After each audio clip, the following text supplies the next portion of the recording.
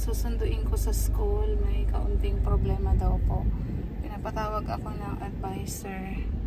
So, alamin ko kung ano yung problema.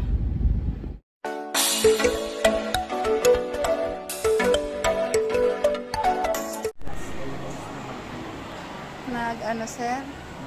Malapit na mag-lunch. Sa klase nila. After 3 hours pa yan, ano ang effective na ano para malaman kung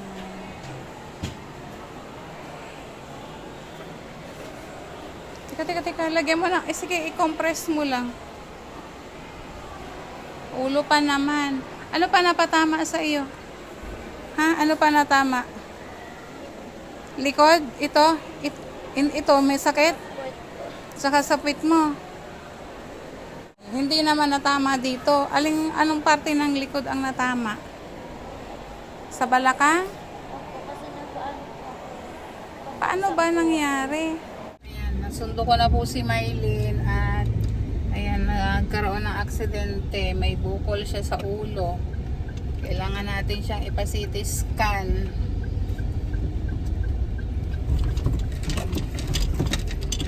Pinauwi na po siya ng advisor niya at umiiyak. Malaki ang bukol. Aksidente. Ano daw sa upuan.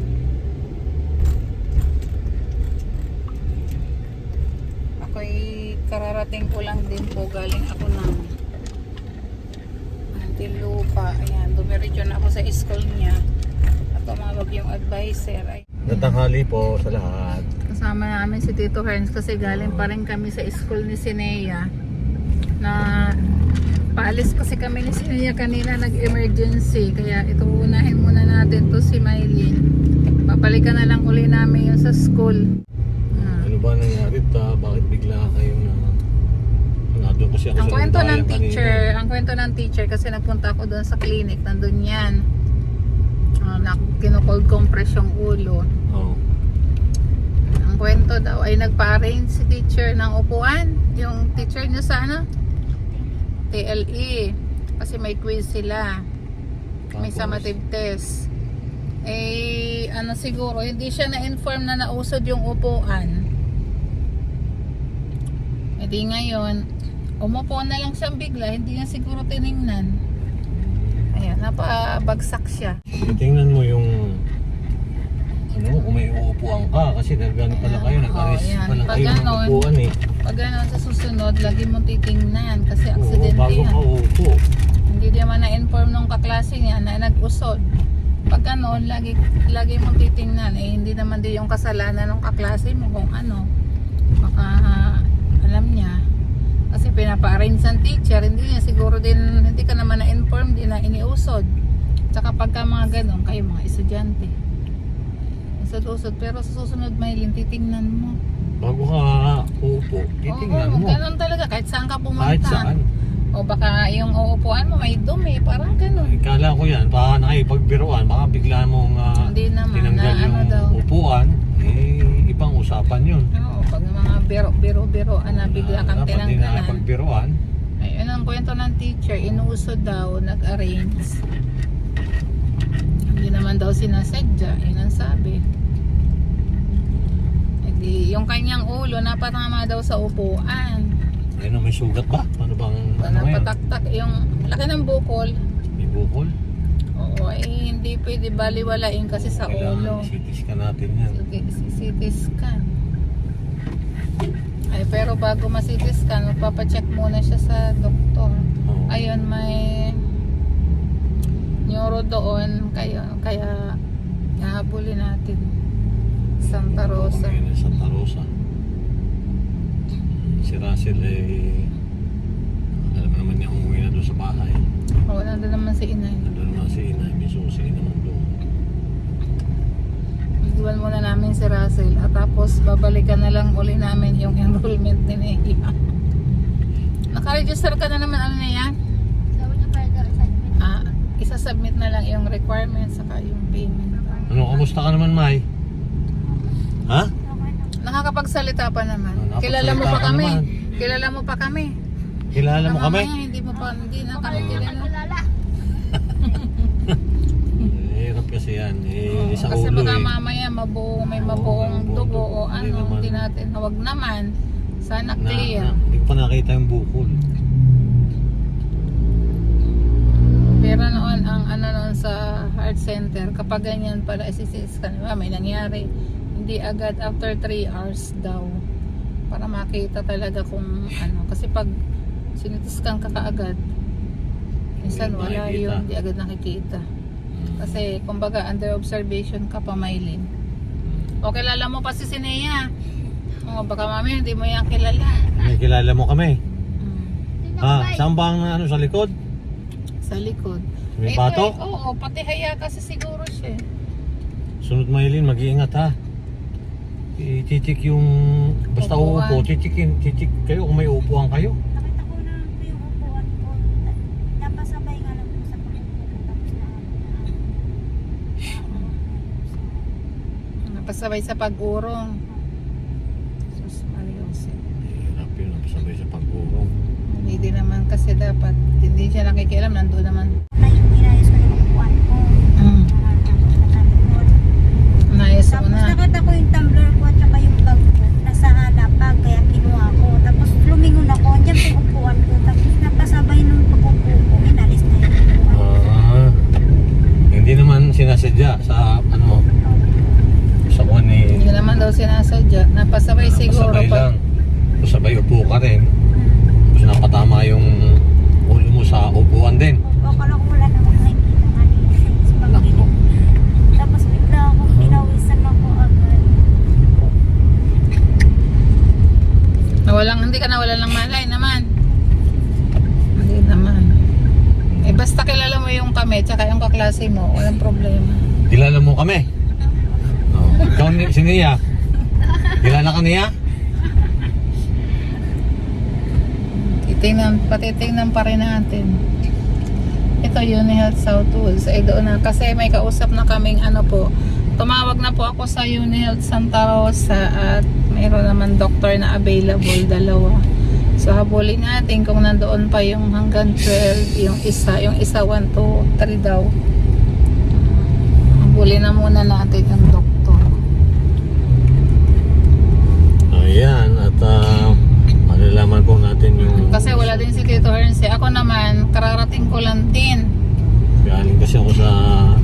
doon po sa kabilang... Galing din ako ng Muntinlupa. Nasa expressway Ay, ako. po. Nung tumawag yung yung teacher niya, kaya dumiretso na ako sa school. Tataka ako bakit may sabi niya na aksidente daw. Hindi. Ayan.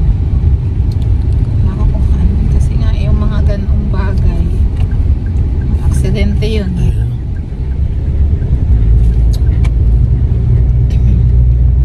Kasama. Yan, kasama din namin si Nea kasi ibabalik naman tayo sa school. Kasi si Nea kasi nasa school, sinundan ko lang din. At baka umuwi, ay walang tao sa bahay. I-enroll. Alam mo, ayan na. Ayan, dito na kami sa ospital. Magandang tanghali po. Ayan, si Maylin nga po ay bigla po namin dila dito sa ospital, dito po sa Santa Rosa. Ang laki. Ayan.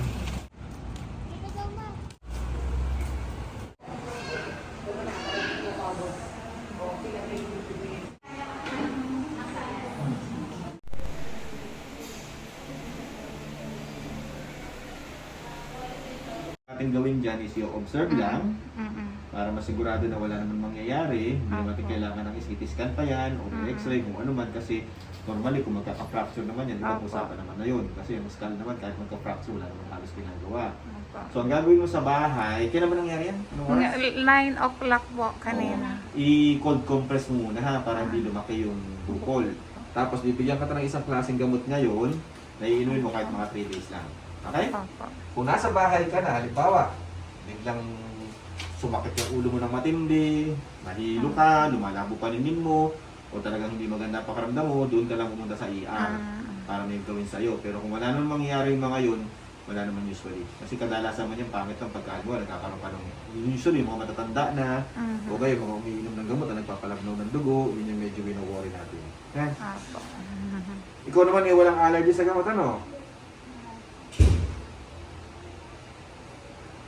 So, itong gamot na to, iinumin mo 2 times a day hanggang 3 days lang. Ayan. Tapos yun nga, sa loob ng 24 hours, 48 hours, cold compress para hindi siya lumaki. Pero after noon, kung medyo ano, actually kahit di mo naman i-warm compression, mawawala naman talaga yun. 2 times a day for 3 days, ha? Ayan, thank you po. Ganun lang po. Yun lang, oo. Kasi gawin. medyo kinakabahan na ako sa Pag sa ulo kasi. ulo. Pero kasi usually mga ganyan mga bata, Hindi naman. hindi naman sila masyadong prone sa ganun. Lalo na kung hindi naman ganun kataas yung pinagtulugan nila. Siguro Diyan lang naman po. mag-worry lang tayo pagka halimbawa talagang nawalan siya ng malay, na nangyari yun, tapos nagsuka siya, o kaya hindi Ayan. man nakarecover agad. Pero yung ganyan na halos wala naman. Yun naman Basta po yung observe lang. tinanong ko. Pinakamaganda Obserbahan. is observe lang siya, ha? Obserbahan ka muna. Wala naman. Okay? Nasakit lang daw po yung ulo niya kaya Siyempre, nagkahematoma siya eh, nagkabukol siya eh, kaya ganun eh. nagkabukol. O sige Doc, thank you so Sige po, much. sige. Ano sabi?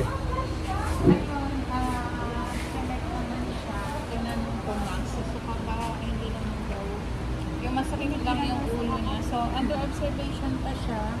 Yun naman daw mga ganon. Natural na nagkabukol. Pero hindi naman daw paano. Ngayon, kung magkakaroon ng ibang naramdaman si Maylin, pwede naman magpa-ER. So, yun lang bukol, pinag-bukol compress siya. Okay po, hanggang 3 days na. Oo. Ano naman mo? Tapos, biniresetahan siya ng gamot ni Dr. Tan. Hindi ka namin naabot yung neuro, pero internal naman, okay naman na. Na-check na din siya. So, obserbahan pa Ano rin. pakiramdam mo? May. May gamot naman. Ha? Yung bukol. Okay lang? Okay naman? Wala, Medyo hindi ka maliit. nahihilo? Medyo maliit Ha? naman na. Hindi ka nahihilo? Ay, natuloy daw yan kasi ano, pag mga bata naman daw, ano kayo sa kanila. Sakit Sige lang. lang. Okay lang. Ayan po, at sana maayos na yung ano ni May. Okay na po, at Oh, yan, sana naman okay na. wala namang nangyari kasi nga pag ulo kasi hindi rin ako ano sa Okay lang, i-check talaga yun. Hindi kasi pag ulo ay ako ay pakot sa ganyan kaya kailangan ma-check. So at least na i-ano natin sa doktor. Ipaalam sa teacher na nagpa-check up naman tayo at siguro naman hindi naman ganong kaano. So hindi naman siya nagsuka. So wala yung binirespahan lang siya ng gamot. Ano ni Maylin eh. 3 araw daw itong iinumin ano. Oo. Namatamlay, anong nararamdaman mo? Nagugutom na yan, tara kakain. Nagugutom ka? Oo, okay lang kung nagugutom, ha? Kaming lahat. Nagugutom daw siya. Ayan. Tara. Mainit, ayan. At nag-itay pa kami. Hindi na namin naabutan yung €1, pero yung ibinigay sa amin, ano dito ay yung IM. Ayan, at pauwi na po kami. Na-check na yun ng doktor. Oo, kamusta May? Ano ang pakiramdam mo? Okay lang. Oo, kasi pagka hindi ka na nagsasalita, iba na yun. Ikaw niya. Okay ka rin? Ay, nagugutom na daw. Wala mo nagugutom na to si Oo, Maylin. kasi nga, babalik tayo doon sa school. Oo, kasi nga po ay Tapos na Mars, tanghali po kasi kaya kailangan po unahin namin itong si Maylin. baka hindi na kami Oo. kilala. Baka po hindi makilala. Mamaya tatanungin natin kung kilala pa niya si Russell. Observe, kasi ano lang daw yan, ihahat cold compress. Tapos, At mawawala na naman din daw kasi maliit na. yun. Kasi nga napaano lang siya, napauntog. Kaya Buti naman di siya nahilo, hindi ano? naman yung bago ko. O, tinatanong ako nagsuka. Pero kung may mga iba siya pang mararamdaman, ayun, kailangan i-ER natin siya. Pero kilala pa naman po kami. Kaya may gamot na ipapainom. Tatanungin natin pamaya O, itong kung reseta. kilala pa si Russell. Pag hindi niya kilala si Russell, ay iba na. Ayan. Ayan, Tara po. madali naman po kami nakatapos kasi may ninang dito si Sineyang nurse kaya naipalista agad namin. Thank you, Nurse Mimi. Thank you. Oh, yan oh, malakas na bigla si Maylin oh. Sabi ko sa inyo, Jollibee lang katapat niyan eh. Ayan, kain po tayo.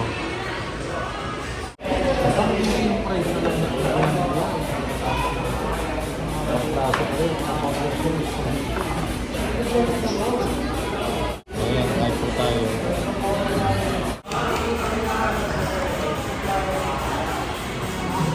Ano? Parang lumakas bigla katawan ni Maylin ha. Okay ka na? Okay na daw. Ito na po kami sa bahay. Narito na rin po si Russell. Kain po si Maylin. Oh, kilala mo si Russell? Ha? Nakatawa ka. Oh, kilala. Akala ko hindi kilala. Akala ko Russell hindi ka kilala eh. Kamusta? Ano ba nangyari talaga doon sa inyo sa school kanina? Ha? Ano? Hindi mo nasa mga pangyayari. Excited daw sa pag-exam kanina. Excited. Ayun, eh, gano'n naman nangyari. Hindi na siya naka-exam. Mag-exam, bibigyan ka naman. Tinanong ko kung kilala niya si Russell, ay kilala pala naman. Pero pag hindi kilala, babayan mo yun, tapos hindi mo kilala. Ano Russell? Kilala mo pa si Russell? Hoy, tinatanong ko ni nanay, kilala mo pa si Russell? Ayan. Nila, ano pa daw yan? Full compress, i-continue pa yung full compress daw yan. Kumuha ka ng ano doon. Kumuha ka ng ice. Yung ice ilagay mo doon sa pang ano, yung sa bag. Oo, sa bag. Ano yun doon? Yung compress bag. Ito kanina maalok na Bukol. matulog. Siyempre, mga ano pa Diretso yan. pa rin ang pag-ice. Sige. Ito? Ito? Oh, ito mo. Ito mo, hinahawakan ko pa lang na bahagya. Masakit na. Nabugbog yan. Oo, yan. Yan, Laura. Tingnan mo. Siyempre daw. Para makausap yung magulang. Hindi naman daw po niya sadya kasi daw po, sabi daw po ng teacher, ayusin daw po yung upuan. Ayan na naman. Oo. Ganito daw po kasi. Anong ginagawa mo ba? Ako na ako nila. Anong ginagawa mo? Ba't tumayo ka? Nagagalito kasi yun. Una. Pag dating ko galing sa room niyo, sa limang, may ayos ka yung upuan. Binuhan ko yung upuan ko, ginanon. Doon na, malayo na rin sa kanya. Umatras siya. Sino yung umupo? Ay, sino yung bumuhat? Ako. Tapos, malayo na ako doon. Umupo na ako. Nakita ko yung tumbler ko at yung mga envelope. Nakaupo ka na ulit nung ano? Nakita ko yung envelope ko. Nakaupo na ako nung pag-ano ko. Tapos kinuha ko yung envelope ko. Eh, nakita ko pa yung upuan dyan. Kaya pag upo ko dyan, wala na pala. Kinuha na pala. Di ba, kinuha ko Alam yung... naman niyang may nakaupo nga to. Di ba? Inalis ko yung upuan ko. Pinatras ko yung... Pinatras ko yung... explain mo yung bukas doon kasi mag-uusap kami noong magulang din, noong nanay, kasi para ano din ma-aware sila. Kasi May mga ganyan sitwasyon, hindi naman yun ano, para next time hindi na maulit. Oo. Yung mga para hindi na maulit. Kasi sabi ng teacher, ano daw, hindi naman sinadya, aksidente. Kung aksidente yun, o ano man, pero yung kwento mo, ikwento mo din doon sa ano. O, kasi mamaya, hindi natin masabi, maulit na naman, ha? Hindi ko naman inaano. Yun lang maiwasan. Kaya sa susunod, pagka ano, ikit talaga bago ka uupo. Tsaka ikaw din, o ngayon ang nangyari na, titingnan mo. Kasi pag nag-uuso na ng upuan, o iti-check mo kung baka mamaya, wala na ka na palang upuan. Alam mo naman. Dahil nangyari daw sa kanya, iniipon na raw niya yung upuan. Ngayon, nakita raw niya yung tumbler doon, at saka yung envelope, kinuha daw niya. Ngayon, pag atras niya, Nakita po niya yung upuan. inipon na yung upuan. Umipon pa rin. Ayun, wala. Iniuso daw kasi, sinabi Inipon naman para ng teacher, ulit niya. iniuso daw, hindi ka daw na-inform. Eh sabi ko yun, nandoon ka nga sa unan. Kaya makikipag-usap din ako dun sa Oo, dapat parent, para- at saka doon sa bata. At next time, hindi na maulit sana Oo, yung para ganon. hindi na- Oo, kasi yan, yung ganyang case, mamaya naging aksidente na. O mamaya, Hindi mo alam eh. Huwag naman sana na sinasadya, no? Pero yun lang, maging aware tayo, lalo na yung mga kaklase, masasaktan. Sana hindi na maulit po. Oh, yeah. Hindi ko rin pwedeng ibaliwalain o ipagwalang bahala dahil pag napatama yung ulo. So, okay naman sabi ng doktor. So, obserbahan ka. Wala naman symptoms na nagsuka or nahilo. So, ayun. So, may ipapainom lang sa kanyang gamot 3 days. Para yung siguro yung sa nararamdaman niya. Nabubog sa kanya. Sa ulo. Pero kilala naman kami. Kilala mo, Inay? Kilala mo si Inay? Ay, si Inay. Ayan, at hindi naman daw sinasadya. O, sa susunod na maging aware tayo at baka mamaya katulad niyan. O, makasakit. O, buti kung okay lang napaupo o ano. Pero kaya mo nang pumasok bukas. O, kaya naman daw niya. O, sige.